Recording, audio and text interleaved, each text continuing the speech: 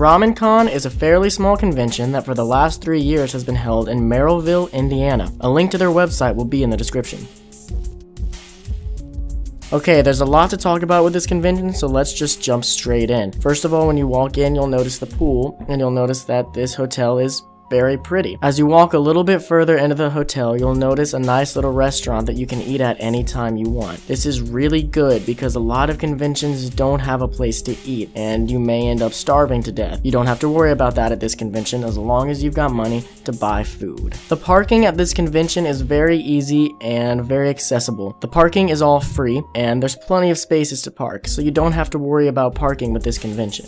Something unique about this convention was that they did an Assassin's Creed Hall event that happened the entire weekend, as well as a murder manhunt type thing. I'm not exactly sure how they turned out because I didn't really pay much attention to them, but they were a good idea and they gave guests something else to do besides your usual con things. I also found myself really enjoying their catwalk or masquerade type event. There was only one skit, but that's okay because it's a small con, so it's not really that big of a deal. I also liked fan service Renji. He put on a pretty good concert. He was cool.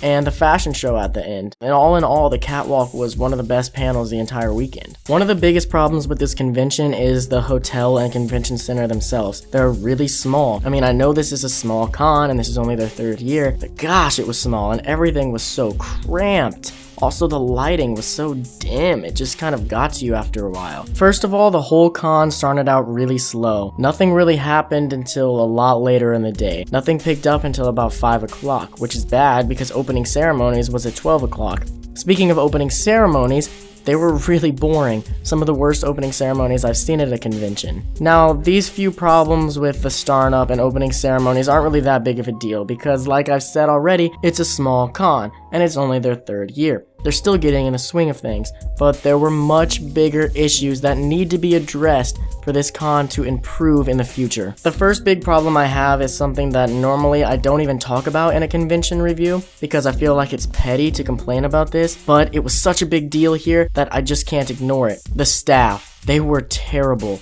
I'm not saying every staff member was bad, so I'm sorry if you were on the staff and you're hearing this, but some of your peers may have been the ones I'm talking about. They were just bad, and they acted so power hungry, like they controlled everything. It acted like they were told to act this way, is what it seemed like, and it was so annoying. One example, I'm not going to give you every example, but one example that we had was when we were walking around our hotel area by our room in the hotel, not the convention center, not where the con's happening, and we multiple times had staff members come up to us harassing us about our badges and where our badges are and how to wear them. It was so annoying. We weren't even in the convention area. Just leave us alone. I understand if we're walking around the con area and we don't have our badges getting yelled at for it, but we're just standing in the hotel. Shut up.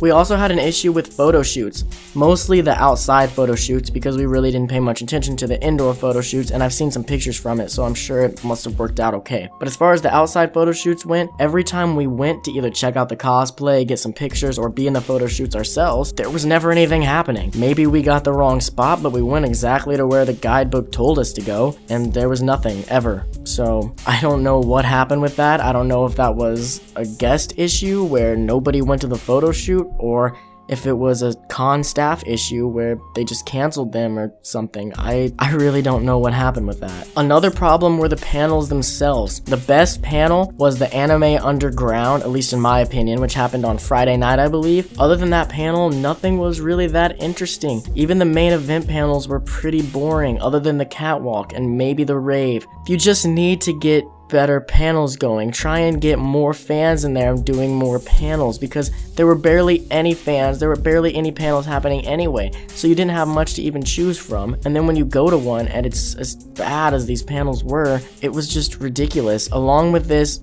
I think part of the problem is there weren't enough guests. I know it's a small con, but you can get more guests. I've seen other small cons that have only been going for 3 years who have more and better guests. I'm not saying that these guests were bad, just saying that there are other guests that will attract more people and are a bit more interesting. So I think you should invite more, if at all possible. Another issue with the panels is that a lot of them started way late. which is a problem because when you've got a schedule, you need to try and stick by it. I know it can be hard, I know problems come up, but it's annoying and it definitely drops the score. Now, the rave, which is normally one of the most exciting parts of a convention, was only good for about an hour and a half for the main rave. I don't think it was that great, but it wasn't bad. I mean, I had a good time, but I'm just saying. Some different DJs might have helped. Also, the rave on Friday night started way too late. There wasn't even much else going on. Why couldn't you have started that rave earlier? Hardly anybody went because you started it so late. What? I don't know what they were thinking. When it comes to the dealer's room, it wasn't bad. There were a few good booths, and I definitely found something to buy every time I went in, but it wasn't that big. I recommend inviting more dealers next time. The dealers you had were good, but you need more. The biggest saving grace for this convention was the game room. If there wasn't a game room, and if there wasn't one as good as this game room was, we would have spent a lot more time walking around, sitting around, and just hanging out in our hotel room doing nothing because there was nothing else going on, honestly. I really liked on Saturday night DJ Jeff Ito, I believe that was his name. I'll put a link to his Facebook in the description. He played in the game room on Saturday night and it was awesome. He was playing better music than what the DJs in the raves were. I'm not saying the DJs in the raves were bad, I just feel like the one from the game room should have been the DJ in the rave, and I don't know why he wasn't. Next year, I would recommend inviting him to your rave. I give location a 7 out of 10. The hotel was pretty and parking was nice and easy. There were also plenty of places to eat around it, but the hotel was honestly a little bit too small for this con. Maybe it was good for the last 2 years, but for this year, it was clear that you need a bigger hotel continuing forward. The dealer's room gets an 8 out of 10. It really wasn't bad, but it wasn't the best dealer's room I've ever seen either, and I know another small con that's been going for just about as long that has a way better dealer's room. My honest opinion is just invite more dealers. It's gonna help it out a lot. The game room gets a 9 out of 10. It wasn't the best game room I've ever seen, but it was still definitely really good, and it was one of the best. I enjoyed it a lot. Without it, this con would have gotten a much lower score. Panels get a 7.5 out of 10. The panels they had were okay, you know, really the one that saved it is the catwalk, but there weren't that many panels and there weren't that many guests. It could be better with more guests, and if you had a bigger hotel, like I said, you'd have more rooms to have more panels. The staff get a 5 out of 10. That's a really low score, especially for a staff, but I'm sorry, they weren't very good. I don't know what happened, what went wrong with the staff. Everyone I've talked to about the staff had an issue with them, so I can't give it a higher score, I'm sorry. I know I had a lot of problems with this con, which is really unfortunate because this could be a really good con, and honestly, I had a really fun time, and this is a convention I will be remembering for a long time.